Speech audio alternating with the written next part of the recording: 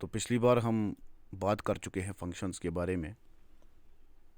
और जैसा कि हम देख चुके हैं अपने पिछले वीडियो में कि जो फंक्शंस है, फंक्शंस क्या करता है कि फंक्शन का काम है किसी भी कोड को नाम देना। यानी अगर आपने कोड लिख दिया तो उसका आपने एक नाम रख दिया और अपने प्रोग्राम में आप उस फंक्शन को कॉल करते करते जाएंगे और बार बार आपको वो कोड लिखना नहीं पड़ेगा, आपको बस उस फंक्शन को कॉल करना पड़ेगा। अब मैं ये क्या बता रहा हूँ इसका मैं आपको मतलब भी समझाऊंगा चंद मिनटों में। और हमने ये भी देखा था पिछले वीडियो के अंदर कि पाइथन के अंदर अपनी कुछ इनबिल्ट फंक्शंस भी होती है। जिस तरह से प्रिंट की फंक्शन हम इस्तेमाल करते हैं, जब भी हम प्रिंट को लिखते हैं और उसके अंदर कोई चीज़ लिख देते हैं, मिसाल के तौर पर प्रिंट के बाद पैरेंथेसिस में मैंने यहाँ पर एक नंबर लिखा है। अब मैं जब इसको रन करूँगा तो आप देखिए कि ये प्रिंट हो गया, यानी आउटपुट में आ गया। तो ये जो प्रिंट है, जब हम इस प्रिंट को कॉल करते हैं, ये भी एक फंक्शन है, मगर ये इनबिल्ट फंक्शन है। इसको पाइथन के डेवलपरों ने खुद ही डिफ़ाइन किया कर दिया है कि जब भी कोई प्रिंट फंक्शन को लिखेगा और पैरेंथेसिस में वो कोई डेटा डालेगा तो वो प्रिंट हो जाएगा आउटपुट में। ये मैंने इसको नहीं बोला पाइथन को कि तुम ऐसा करना, या आपने नहीं बोला, बल्कि इसके बनाने वालों ने, इसके डेवलपरों ने ही इसमें ये इनबिल्ट फंक्शन रख दिया है। अब मैं और आप क्या कर सकते हैं कि हम ये कर सकते हैं कि हम अपनी फंक्शन ये बना सकते हैं। और इसके लिए मैंने आपको पिछली बार पार्ट नंबर 10 में कह दिया था कि आपको जो है वो DEF से स्टार्ट करना पड़ेगा, क्योंकि ये यूज़र डिफाइंड फंक्शन है। यानी यूज़र अब खुद ही फंक्शन को डिफ़ाइन कर सकता है पाइथन के अंदर। ये आपको एक फैसिलिटी देता है पाइथन, और ये बहुत ही पावरफुल टूल है पाइथन के अंदर। और आज भी आपको समझ आ जाएगा कि कितना पावरफुल है और कितना ज़रूरी टूल है। मिसाल के तौर पर यहाँ पर आप देख सकते हैं लाइन नंबर 3 में मैंने DEF के बाद स्मॉल लेटर्स में आपको DEF लिखना होता है। इसका मतलब ये होता है कि अब आप अपनी फंक्शन डिफ़ाइन कर रहे हैं पाइथन के अंदर। तो ये इसका सिंटैक्स है। अब DEF को लिखने के बाद स्पेस के बाद आप अपनी फंक्शन का नाम लिखेंगे, उसको पैरेंथेसिस देंगे और उसके बाद कोलन लगा देंगे। कोलन क्यों लगाएंगे? क्योंकि जब भी हम फंक्शन को डिफ़ाइन करते हैं, यानी अपनी कोई फंक्शन बना रहे होते हैं, या हमने पिछले वीडियोस के अंदर ये देखा था जब हम फॉर लूप को इस्तेमाल करते हैं या हम इफ़ स्टेटमेंट लिखते हैं, एल्स लिखते हैं, तो उस टाइम एंड पे हम जो है वो कोलन लगाते हैं। तो ये सिंटैक्स है पाइथन का। इसी तरह से जब आप डिफ़ाइन करेंगे किसी फंक्शन को तो एंड पे आपको कोलन लगाना पड़ेगा। और आप यहाँ पर देख सकते हैं कि ये जो इसके बाद है, इसके बाद जो लाइन नंबर 4 है, ये टैब ओवर है, यानी इसके अंदर इंडेंटेशन है। ये थोड़ी साइड में हट गई है, इसमें स्पेस लग गया है खुद ही, क्योंकि हमने देखा था इफ़ के अंदर भी ऐसा ही होता है। जब हम इफ़ स्टेटमेंट लिखते हैं, एल्स लिखते हैं या फॉर लिखते हैं, तो जब हम लूप्स वगैरह को इस्तेमाल करते हैं या कंडीशनल्स को इस्तेमाल करते हैं या फंक्शन को डिफ़ाइन करते हैं, तो जो नेक्स्ट लाइन होती है वो टैब ओवर होती है। और ये टैब ओवर से क्या इसको पता चलता है कि ये इसको पता चलता है कि ये इसी को डिफ़ाइन अब कर रहे हैं, या कोई शर्त हम रख रहे हैं। अगर इफ़ का हम इस्तेमाल करें या एल्स कंडीशनल को इस्तेमाल करें, इसी तरह से जब हम फॉर लूप लगाते हैं तो नेक्स्ट लाइन भी इंडेंट होनी चाहिए। ये हम अपने पिछले वीडियोज़ में बिल्कुल डिटेल से देख चुके हैं। अब यहाँ पर हमने क्या किया कि लाइन नंबर 3 में हमने DEF लिखा स्मॉल लेटर्स में, और ये सिंटैक्स है इसका, इसमें हम कुछ नहीं कर सकते। ये आपको याद रखना ही रखना पड़ेगा कि जब भी आपको अपनी फंक्शन कोई बनानी हो तो आपको DEF लिखना पड़ेगा। उसके बाद स्पेस के बाद आप अपनी फंक्शन का नाम लिखेंगे, पैरेंथेसिस ओपन क्लोज और कोलन लगाकर जो है नेक्स्ट लाइन इंडेंट हो जाएगी, खुद हो जाएगी ऑटोमेटिकली। और उसके बाद आप क्या करेंगे कि आप प्रिंट करेंगे। ये तो मैं इसको बोल रहा हूँ कि हमारी फंक्शन क्या करेगी। अब आपकी फंक्शन क्या करेगी आप तक डिपेंड है कि आपको क्या काम कराना है। और जितना जितना हम आगे आगे चलेंगे उतना उतना हम देखेंगे कि फंक्शंस हमारे कितने काम आएंगे, क्योंकि हमारा नया कोर्स भी आ रहा है क्रैश कोर्स के नाम से, जिसमें हम डिटेल में जाएंगे पाइथन के अंदर और उसमें हम कुछ प्रोजेक्ट्स भी बनाएंगे। मगर ये नॉन प्रोग्रामर कोर्स जो है हम ख़त्म कर देंगे अब जल्दी। तो यहाँ पर आप देख सकते हैं कि मैंने यहाँ पर जब डिफ़ाइन किया हेलो फंक्शन को, तो उसके बाद मैं कह रहा हूँ कि ये हेलो क्या करेगा, ये फंक्शन क्या करेगी, ये प्रिंट करेगी hello welcome to the world of Python. अब देखिए, अब आपको एग्जांपल से समझ आएगा। मिसाल के तौर पर अगर मैं इसको रन कर दूं इस कोड को, तो यहाँ पर कुछ भी प्रिंट नहीं हो रहा। क्यों नहीं प्रिंट हो रहा? क्योंकि अभी तक हमने खाली फंक्शन को डिफाइन किया है, हमने अभी फंक्शन को कॉल नहीं किया। जो मैंने पिछले वीडियो में आपको बताया था कि कॉलिंग अ फंक्शन क्या होता है, इसलिए पिछला वीडियो देखना बहुत ज़रूरी है, आपको ज़्यादा चीज़ें वहाँ पर क्लियर हो जाएगी पार्ट नंबर 10 में। अब मैं इसी फंक्शन को यहाँ पर कॉल करूँगा। देखिए, जब मैं इस फंक्शन को कॉल करूँगा, अब ये कोड रन होगा जो यहाँ पर मैंने लिखा है। देखिए, अब ये कोड रन हुआ और यहाँ पर हमने फंक्शन को कॉल कर दिया। तो इसी तरह से आप अपना फंक्शन क्रिएट कर सकते हैं और उसके बाद आप जो है डिफ़ाइन कर सकते हैं अपनी फंक्शन कि आपका फंक्शन क्या करेगा, क्या क्या कोड वो रन करेगा जब आप उसको कॉल करेंगे। तो जितनी बार मैं इस फंक्शन को कॉल करूँगा उतनी बार ये अपना अपना काम करता जाएगा। देखिए, दूसरी बार भी मैंने इसको कॉल कर दिया, तो देखिए अपना काम ही कर रहा है। अब मान लीजिए मुझे इसको 10 बार कॉल करना है, तो आपको पता है हमारे पास एक बहुत ही ज़बरदस्त फीचर है पाइथन के अंदर फॉर लूप का। तो मैंने इसको कह दिया फॉर एक्स इन रेंज। अब ये रेंज जो है ये भी एक फंक्शन है, ये भी मैं आपको बता चुका हूँ। तो इसमें भी आपको कॉल लगाना पड़ेगा फॉर एक्स इन रेंज। मैं क्या कर रहा हूँ कि हेलो को कॉल करो। हेलो को कितनी बार कॉल करो? 10 बार कॉल करो। तो ये हेलो फंक्शन को 10 बार कॉल करेगा। और जब ये हेलो फंक्शन को 10 बार कॉल करेगा, देखिए क्या करेगा। चलिए यहाँ पर हम इसको ख़त्म कर देते हैं। देखिए 10 बार आप गिन सकते हैं कि इसने 10 बार, अगर आप पॉज करेंगे वीडियो को, तो 10 बार इसने इस कोड को रन कर दिया, क्योंकि ये इस फंक्शन को कॉल कर रहा है जो हमने ऊपर डिफ़ाइन कर दी। और इसमें हमने यही डिफ़ाइन किया है कि प्रिंट करना, जब भी इसको कोई कॉल करेगा इस फंक्शन को, तो तुम ये काम करना, ताकि अब बार बार ये कोड ना लिखना पड़े। बस यही फंक्शन होता है। पार्ट नंबर 10 अगर आप देखेंगे, और ये मैंने आज इसका रिवीजन करा दिया क्योंकि फंक्शन बहुत इंपॉर्टेंट कंसेप्ट है, तो ये आपको क्लियर हो जाएगा। अब जो हमारा आज का टॉपिक है वो है दरअसल पैरामीटर्स। तो पैरामीटर्स क्या होता है कि parameters are a way for us to pass some information into a function. कि हमारे पास एक तरीका है कि जिस तरीके से हम फंक्शन के अंदर इंफॉर्मेशन देते हैं, हम फंक्शन को पास करते हैं कोई इन्फॉर्मेशन। अब आप कहेंगे ये क्या आपने बातें कर दी, हमारी तो कुछ भी समझ में नहीं आ रहा। तो एक मिसाल से ये बिल्कुल आपको पता चल जाएगा कि ये कितना सिंपल कॉन्सेप्ट है और कितना काम की चीज़ है ये। तो फ़िलहाल हम इसको हटा देते हैं। अब देखिए क्या हमें करना है। देखिए यहाँ पर जब हम डिफ़ाइन कर रहे हैं अपनी फ़ंक्शन को, हम अपनी फ़ंक्शन का नाम हेलो रख रहे हैं, तो यहाँ पर पैरेंथेसिस के अंदर हम पैरामीटर लिख सकते हैं। अब आप कहेंगे ये पैरामीटर क्या भला होती है? तो पैरामीटर के अंदर हम एक वेरिएबल लिखेंगे, और मैंने पहले ही कह दिया कि parameters are a way for us to pass some information to a function. कि पैरामीटर्स एक तरीका है फंक्शन को इन्फॉर्मेशन पास करने का। यानी अब हम फंक्शन को इन्फॉर्मेशन भी पास करेंगे, और उसका क्या मतलब है अभी आपको समझ आ जाएगा कि उसका क्या मतलब है, कि क्या होता है इन्फॉर्मेशन पास करना फंक्शन को। मिसाल के तौर पर यहाँ पर मैंने लिख दिया कि मेरी फंक्शन का नाम लिख दिया DEF के बाद मैंने फंक्शन का नेम लिखा, हेलो मैंने इसका नाम रखा, और पैरेंथेसिस के अंदर मैंने एक वेरिएबल डाल दिया जो कि पैरामीटर है, और ये नेम है, मैंने इसका नाम नेम रख दिया। आप कुछ भी रख सकते हैं, और नेक मैंने for the sake of convenience रखा।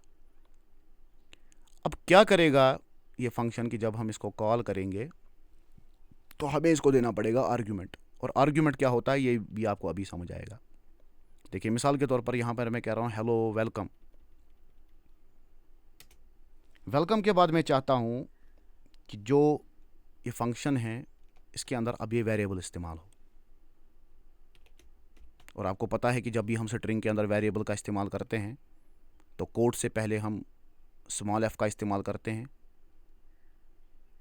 और इसी तरह वेरिएबल को हम करली ब्रैकेट्स में लिखते हैं, जो हम पहले ही वीडियो में डिस्कस कर चुके हैं। तो यहाँ पर हम क्या कर रहे हैं, जब हमने फंक्शन का नाम हेलो लिखा, हमने डिफ़ाइन किया हेलो नाम की फ़ंक्शन को, और उसके अंदर हमने पैरामीटर नेम का डाल दिया, एक वेरिएबल डाल दिया। अब ये क्या करेगा, देखिए ये क्या करेगा। इसको रन कर देते हैं, कुछ भी रन नहीं होगा क्योंकि अभी हमने फंक्शन को कॉल नहीं किया है। तो अब हम इस फंक्शन को कॉल करेंगे। देखिए हमने इसको कॉल कर दिया, मगर यहाँ पर अब हमें आर्गूमेंट देना पड़ेगा, क्योंकि ऊपर हमने डिफ़ाइन कर दिया है इसको कि जब भी कोई हेलो लिखेगा तो इसके बाद वो नेम डालेगा, यानी कोई आर्गूमेंट डालेगा। अब देखिए मिसाल के तौर पर मैं नाम यहाँ पर अपना नाम लिख देता हूँ मिसाल के तौर पर। अब देखिए जब मैंने इसको फंक्शन को कॉल किया और यहाँ पर मैंने आर्ग्यूमेंट दे दिया, अब देखिए आप क्या प्रिंट होगा। देखिए आप क्या प्रिंट हो रहा है। अब हो रहा है प्रिंट हेलो वेलकम। अब देखिए मेरा नाम जो मैंने यहाँ पर आर्ग्यूमेंट इसको दिया, इस आर्ग्यूमेंट को ये इसमें नेम में डाल रहा है, पैरामीटर में डाल रहा है। यानी ये जो पैरामीटर है इससे हमने इंफॉर्मेशन पास की फंक्शन के अंदर, क्योंकि जब हमने कॉल किया फंक्शन को तो हमने यहाँ पर क्या किया कि हमने information they the, pass on कर दी कि हेलो और नाम दे दिया। अब वो नाम क्या कर रहा है, वो कोड में जा रहा है जो हमने हेलो फंक्शन को पहले ही डिफाइन कर दिया था कि प्रिंट करेगा ये हेलो वेलकम, और उसके बाद हम कह रहे हैं इसको कि वेरिएबल को रन करना, वेरिएबल शो करना, हेलो वेलकम वेरिएबल। अब देखिए मिसाल के तौर पर मैंने यहाँ पर अपना नाम लिखा, मैं कोई और भी लिख सकता हूँ। देखिए यूट्यूबर्स, हेलो यूट्यूबर्स आप ये करेगा, hello welcome YouTubers to the world of Python. तो यहाँ पर ये क्या बन गया, ये आर्ग्यूमेंट इसको आप कह सकते हैं कि हम जब कॉल कर रहे हैं फंक्शन को तो हम आर्ग्यूमेंट दे रहे हैं, क्योंकि ऊपर हमने पैरामीटर दिया है और पैरामीटर हमने क्या दिया है, नेम, कि एक वेरिएबल है वो अब इस्तेमाल होगा। अब देखिए ये आपको ज़्यादा क्लियर हो जाएगा अगली मिसाल में। मैं आपको एक बहुत ही बेहतरीन मिसाल दूंगा,